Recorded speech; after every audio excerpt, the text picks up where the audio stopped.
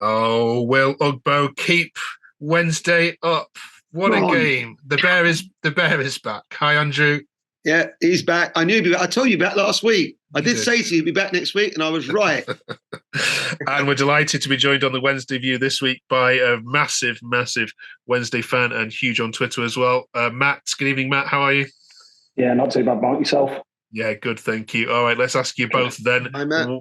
What was the secret then of the destruction of Birmingham City? Andrew, you go first. Well, why not? Why shouldn't it happen? The funny thing about it is, you look at the stats, it just makes you laugh. The week before, we have 62% of the play.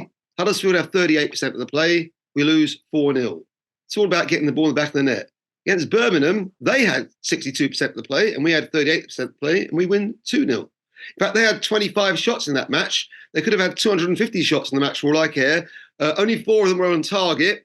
3 of ours were on target. 2 in the back of the net. 2-0. Thank you very much. Good night. 3 points. Matt, lots of fans have seen Poveda play before. Have always rated his qualities. Is it true now that Wednesday fans can say the same? Yeah, I would say Poveda, James Beadle were both outstanding on the night. I really think like the separator from Friday night was Poveda on the pitch. He was at times absolutely unplayable, and he's been the type of player who we have been missing, and I think a lot of Wednesday fans kind of all hoped Josh Windass would be this year for us. And sadly, for a multitude of reasons, really, the calamities at the start of the season with the managers being brought in, and then his recent injuries, it's just not really happened for him.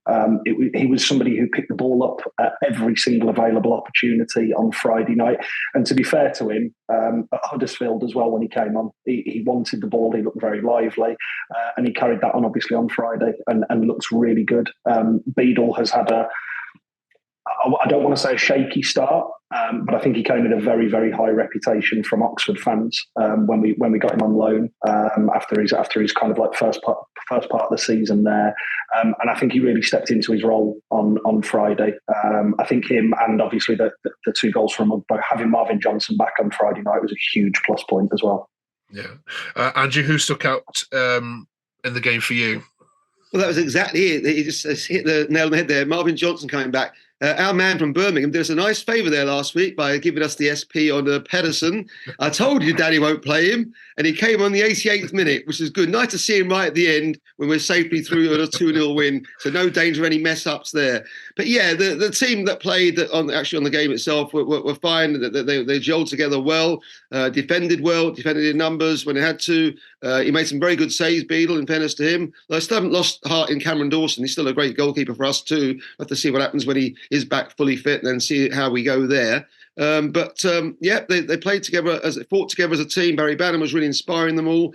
He meant business. I know he got an early booking as well. It shows you how sort of keyed up he was for the game. And that guy who said he's going to be crying into the game, he was wrong. Where is this Birmingham guy? I need to sort him out after last week's comments. Okay, so we're looking at whether Ugbo can keep you up now.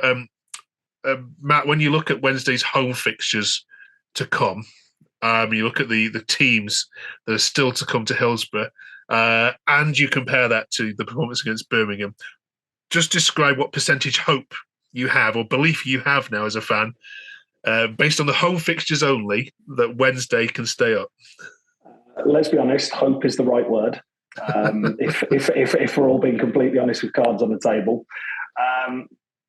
The weekend against Millwall, I know it's away from home, is absolutely massive, and that's a crucial game. Bristol City, for me, I haven't seen as much of them. I was obviously at the game where we played them earlier in the season, and that could have gone either way. It was a toss-up really of a home game. And again, you'd be looking to get points there. After that, yeah, it's looking quite tricky. Leeds at home, which obviously has been moved to a Friday night game, which of course that's going to be a wonderfully quiet evening for South Yorkshire Police. After that, we've then obviously Swansea at home, and again, I thought when we played down at Swansea, there was a calamitous couple of errors. We're a different proposition, I think, to when we played Swansea last, obviously with the change of manager and a number of new players coming in. Norwich at home is a very difficult game. And then West Brom is our last game at home of the season, which I am hoping by that point they are safely snug and secured in the playoffs and can't go up and decide to rest everybody. Aside from that, realistically, it's not the easiest of run-ins, but we've put ourselves in this position where we are needing snookers now. Had we not punted effectively on the first 13 games of the season, I don't think there'd be the level of importance that there is going to be on those upcoming ones. Highlighting Stoke as well on that. I think it's the penultimate home game of the season, which is that could be an absolutely massive game down the bottom of the table come that time. I would just hope by that point in mid-April that we are still in with a chance after kind of the past couple of weeks, and that's realistically as a Wednesday fan all I can hope for. Okay. Believe, Matt, believe. I can assure you, I'm guaranteeing you now, you heard this from me first, we're going to be aiming for 15 points. We've got 15 cup final matches all coming up, 15 matches to play. They're all cup finals. I can see us getting 15 points at home and at least 8 or 9 points away from home in the remaining fixtures. And 23 points to our current total. We will survive. Danny will do it. Danny Houdini is here. I wish I had your optimism, Andrew, sadly. Heading to Leicester, obviously, and then Millwall, two of the more trepidous away fixtures. 2 very tough away games coming up. And I think if we lose at Leicester, I think we'll win at Millwall. If we draw at Leicester, we might end up drawing at Millwall. Don't forget, we played Leicester off the park at Hillsborough. We could have beaten them that game. In the first half, we were all over them like a rash. Just couldn't score. We missed 3 gilt-edged chances. We could have been well ahead, well out of touch before they took the lead, and then we had to fight to get the draw. And don't lose faith. We're still there. Okay. Do you think Danny Rohl should get a statue outside Hillsborough if he keeps you up, Andrew? He will. Okay. Let's just do it first. We'll worry about that later. Yeah.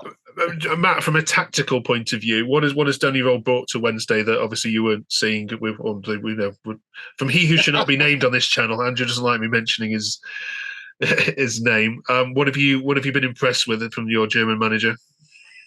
To start with a plan, that tends to help of how you want to approach a game. His first game at Watford was a real insight, I think, really. Immediately players knew what their roles were in a really short space of time. And I think one of the things that he has done is the system that we play isn't particularly or overly complicated at all, really. We get a lot of joy out wide. We look to get a high volume of crosses into the box on the premise of, I'm assuming, one of those will drop to somebody. In between both boxes, we play brilliantly. It's just both up front and defensively, we've been poor all season, to put it kindly.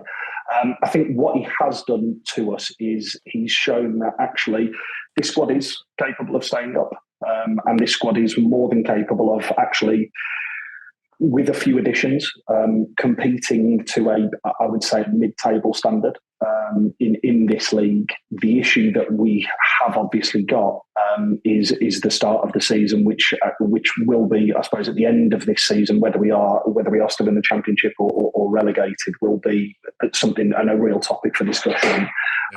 But I do think that one of the things that he has done is he's given every single Wednesday fan a bit of hope from the start of the season, which is no small feat, because I walked out of West Brom on a cold Tuesday night in October after the club had just set a low points total record in its history of its first opening games. And I honestly thought if we win 2 or 3 games this season, brilliant, because I could honestly see no light at the end of the tunnel. He has provided us with a fighting chance of staying up. And I think in terms of the system that he plays, he's gone back to something that is a modification of what the players who are playing regularly and played regularly last season are accustomed to and are used to. And he's simplified it. And I think Bailey Cadamartri is a great example of that. Young kid came in, lots of pressure, really at times a very nasty atmosphere amongst some of the fans at Hillsborough. And he just simplified the game for him. He clearly said to him, look, go out there, do what you have been doing at younger age levels, and chances will fall to you. And when they do, put them in. And if they don't, that's fine. And I think taking that pressure off, effectively an 18, 19-year-old striker, has actually seen some of his best work, really, because I was really fearful for him when he was brought into the team, and I think that is in a nutshell really what he has done for us. Is he's simplified games for players and given us a real idea of what we would like to do with and without the ball.